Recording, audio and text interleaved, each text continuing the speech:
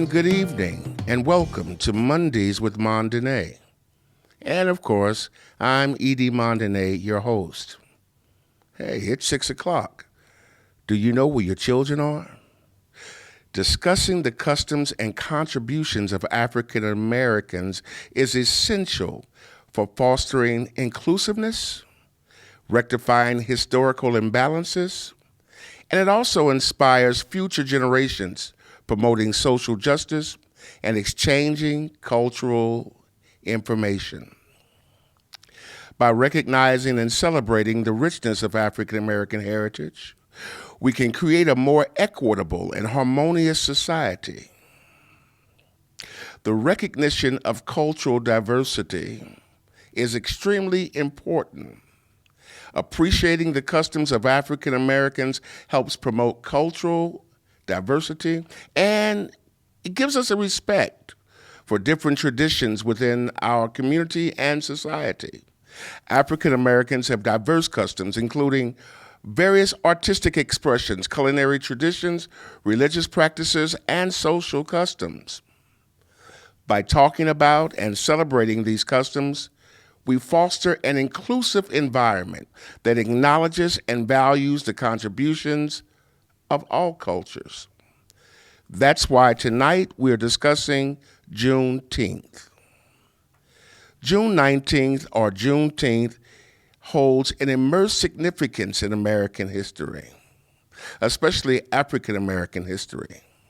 It is the oldest nationally celebrated commemoration of the end of slavery in these United States. On June 19, 1865, Union soldiers led by Major General Gordon Granger arrived in Galveston, Texas, to announce the end of the Civil War and to proclaim that all slaves were now free. This day became known as Juneteenth, or Freedom Day. It became a symbol of liberation and has been hailed as America's second Independence Day.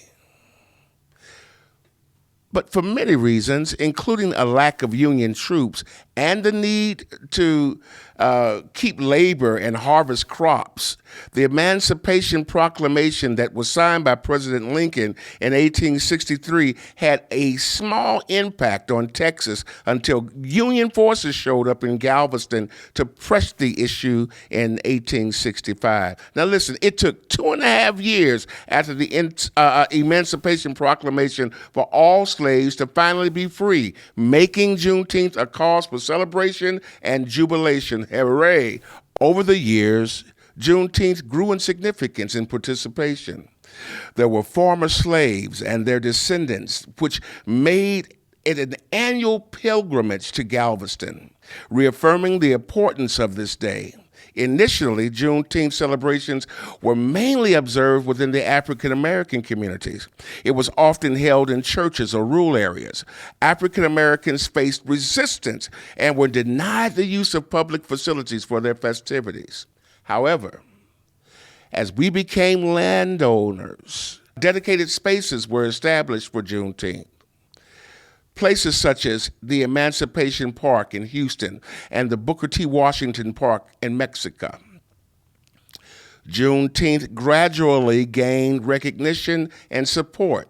In 1980, Texas officially declared it a state holiday, making it the first emancipation celebration with state recognition.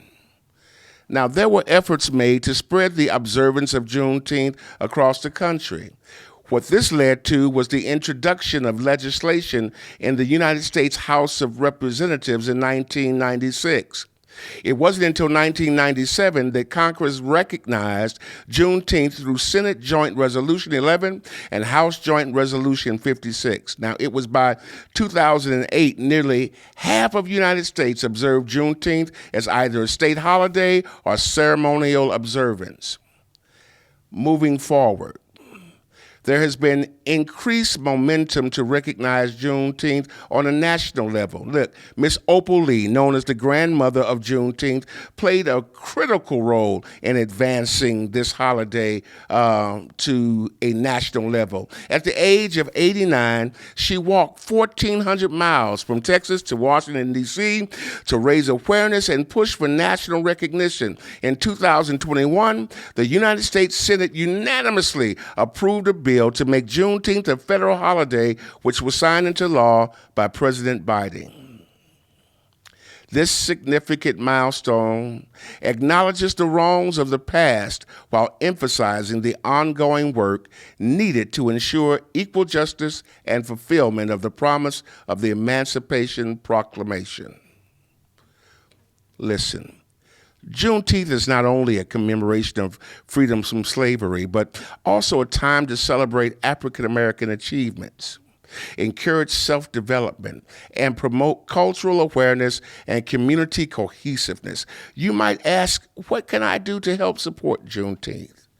Register to vote and contact elected officials to advocate for change. Serve on juries when you're asked to, and to encourage fair representation, be present. Supporting Black-owned businesses is a big one. By buying Black, you are assisting in closing the racial gap, in which in turn strengthens local economies and has a positive domino effect, like the creation of more jobs. It's imperative that we have intergenerational conversations. Have conversations with our old people. Our community is hurting. It's time to build better relationships, and communications between younger and older adults is crucial. Conversations around what can we do together that we cannot do apart should be mindful, intentional, and strategic. Be sure that conversations acknowledge the shared problems, but being mindful that each of us have lived different experiences. While emotions may run high, the process must be purposeful to not only heal, but to define systems of accountability. It's imperative that we support those that are on the front lines. There is power in numbers. While you may not be able to join protest, you can still use your voice socially and with others to help support those on the front lines fighting the good fight.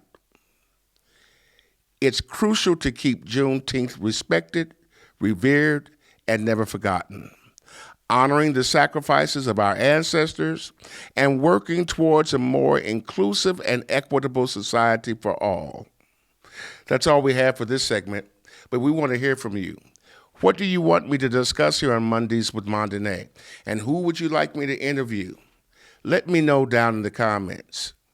If you enjoyed this segment, please give us a thumbs up and share this with your friends and family and neighbors so that they might be inspired by this show as well. Don't forget to turn on your notifications. You don't ever want to miss a thing from Mondays with Mondene. I want to thank Poshines for our grub while we're here, and thanks to Auntie and Tante's Child Care for helping to make this happen. And you can visit me on Sundays at Celebration Tabernacle, which is located at 8131 North Denver Avenue.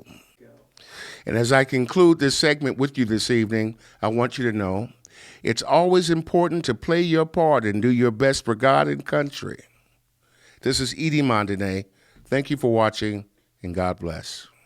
Hey, it's time for you to come to Poshine. Check out that catfish sandwich. Oh my goodness, is that the shrimp po' boy? Man, look at that chocolate chip cake. Man, I need to get over to Poshine's at 8139 North Denver right now because this food looks delicious. Or call if you'd like, 503-978-9000. And don't miss it, you'll be sorry.